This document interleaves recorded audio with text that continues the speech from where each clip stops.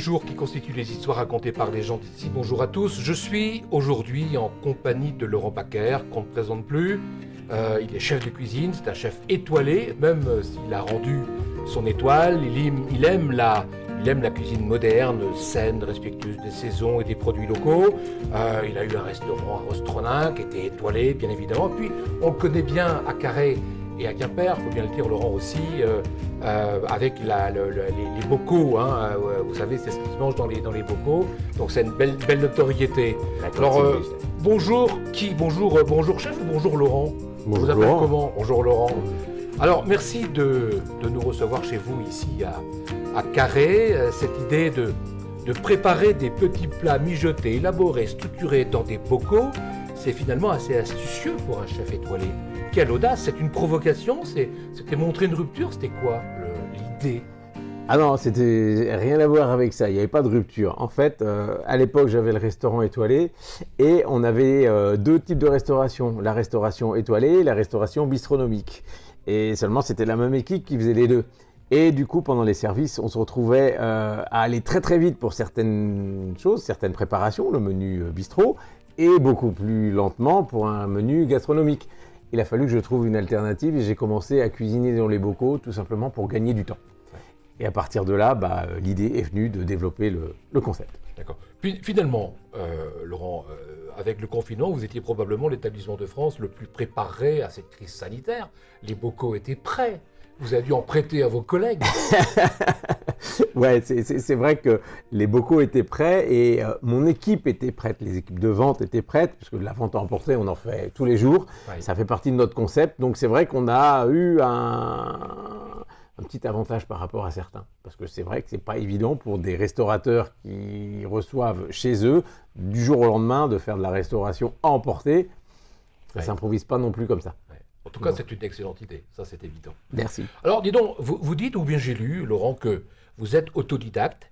Est-ce que selon vous, un autodidacte a moins d'œillères que les autres, parce que moins coincé dans des certitudes ou dans des savoirs académiques, parfois trop paralysants par rapport à la créativité? C'est quoi pour vous un autodidacte? Un autodidacte, c'est un peu comme moi par rapport à ma profession, la restauration et la cuisine, je suis autodidacte dans le sens où j'ai bien évidemment un diplôme hôtelier, j'ai un CAP, un BEP et un bac professionnel, mais après j'ai jamais fréquenté les grandes maisons. Je me suis appris et façonné tout seul. Donc j'ai commencé par ma crêperie là, donc à Rostronin, et petit à petit je l'ai hissé jusqu'à décrocher une étoile. Mais sans jamais avoir l'envie de décrocher une étoile. C'est dans ce sens-là que je suis autodidacte. J'ai appris tout seul, j'ai appris en lisant, en allant manger chez mes confrères étoilés et en apprenant des autres comme ça. Et du coup, au bout d'un moment, quand on emmagasine plein d'informations à droite à gauche, on finit par se trouver aussi. Et voilà. Et restituer. Et restituer, bien sûr. Et du coup, je suis peut-être moins dans un moule par rapport à mes confrères qui ont pu fréquenter des grandes maisons, des restaurants triplement étoilés et qui ont eu des brigades avec, ils ont été un petit peu formatés dans un certain fonctionnement. Moi, j'ai pas connu ça, donc forcément, on fait aussi beaucoup plus d'erreurs peut-être, mais l'erreur... Mais de toute façon, il y a une exigence. Hein. Avoir une étoile, c'est exigeant pour soi-même vis-à-vis des clients. Il y a une pression, en fait, vous mettez la pression tout seul aussi. On se la met sans avoir l'étoile, hein. Bien évidemment. À partir du moment où on veut bien faire les choses, on se met la pression. Quand on a l'étoile, on l'a un petit peu plus, quoi, parce que là, c'est chaque service, tous les jours, il faut garder un certain niveau et oui, bien évidemment, il y a une pression. C'est éprouvant finalement, c'est ça qui vous a fait la rendre, cette étoile. C'est éprouvant et puis j'ai rendu mon étoile parce que aussi ça faisait un peu plus de 20 ans que j'exerçais ce métier, midi et soir, 6 jours sur 7.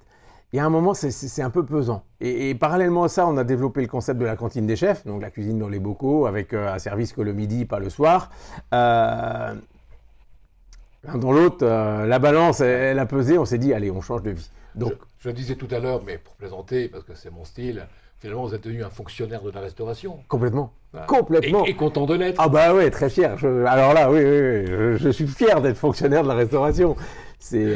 Non, trêve de plaisanterie, c'est quand même le métier, il a un point commun, c'est le goût. Mon credo, c'est le goût. Il faut donner du goût aux choses et on peut pas faire. Moi, je peux pas faire autrement. Donc, à partir de là, du goût dans un restaurant gastronomique ou du goût dans des bocaux, j'ai choisi les bocaux parce que c'est un peu plus simple. Oui. Voilà. Oui. Alors, Laurent, vous collaborez avec Ecomiam, qui est une enseigne bretonne qui se développe à pas de géant en France et qui propose des viandes, du poisson, des fruits, des légumes exclusivement d'origine française, mais surgelés. Alors vous, qui ne cuisinez que du frais, n'est-ce pas, antinomique, même si Daniel Sauvager dit que ses produits sont plus frais, voire plus frais que nature, quelle audace encore de travailler avec Ecomiam, des produits surgelés. Mais on connaît les produits Ecomiam, c'est des produits excellents. Ouais. Alors, c'était quoi votre idée? Parce que je sais que vous fournissez bien sûr Ecomiam, mais derrière, vous êtes pleinement conscient de l'intérêt d'avoir des produits tels qu'Ecomiam dans l'assiette. Oui, bien sûr. Mais déjà, les produits que j'utilise, comme vous l'avez dit, ils sont frais. Ces produits frais-là, je les transforme, je les cuisine, et après, ils sont surgelés. Il y a quelques années, j'avais peut-être pas la même approche de la surgélation. Là, maintenant que j'ai un outil de travail adapté avec la cantine des chefs, je suis quelqu'un qui aime aussi les challenges. Et je me suis dit, pourquoi pas? Qui n'essaye rien n'a rien. Donc, on a essayé et je pense que les résultats sont concluants. A priori. A priori. A priori. A priori. Donc, on veut aller de l'avant, on veut... Après, on ne fait pas n'importe quoi, on ne s'éparpille pas, on ne va pas sur tout. On a des gammes bien précises, de la pâtisserie que l'on fait, c'est des choses que je maîtrise assez bien, je pense. Donc, on reste dans ce qu'on connaît. Ouais. Alors, moi, j'aurai le plaisir de vous accompagner au live Instagram de mardi prochain, 1er juin, à Ecomiam, dans le Papoton Papote, entre 12h et 13h. Alors, finalement, qu'est-ce que vous allez nous préparer? Deux petites préparations. L'idée, c'est quand même de faire des choses relativement simples, qui soient accessibles à tout le monde et réalisables en peu de temps. Là, je crois que pour le live, on doit avoir 35-40 minutes. Ouais, ou un peu plus, après tout. C'est le créneau qu'on m'a donné. Bon, Attention. si on peut déborder, c'est bien. Mais Ouais. voilà, l'idée, c'est de faire deux petites recettes de base. On va travailler du maquereau avec des produits. Aussi, l'idée, elle est de mettre en avant des produits Ecomiam. Voilà. Évidemment. Donc là, on va prendre des filets de maquereau, puis on va en faire une petite rillette de façon très simple et rapide, mais que les gens vont pouvoir aussi reproduire. Et on va faire une crème de chèvre frais avec un petit pesto, mais un pesto de roquette. C'est des petites variantes comme ça. Des choses très simples, et puis après on va voir comment on peut les accompagner et quels dérivés on peut donner à ces recettes. Voilà. Moi j'ai hâte de déguster cette petite rillette sur un petit bout de pain, avec un petit... Amenez le pain. J'amène le pain et peut-être un peu de vin, bien évidemment, Oh ouais, vous un me petit direz peu. lequel. Merci en tout cas Laurent d'avoir fait connaissance. On se retrouve mardi. Avec plaisir. Bonne journée à vous tous. Merci Bonne beaucoup. journée. À bientôt. Kenavo. Kenavo.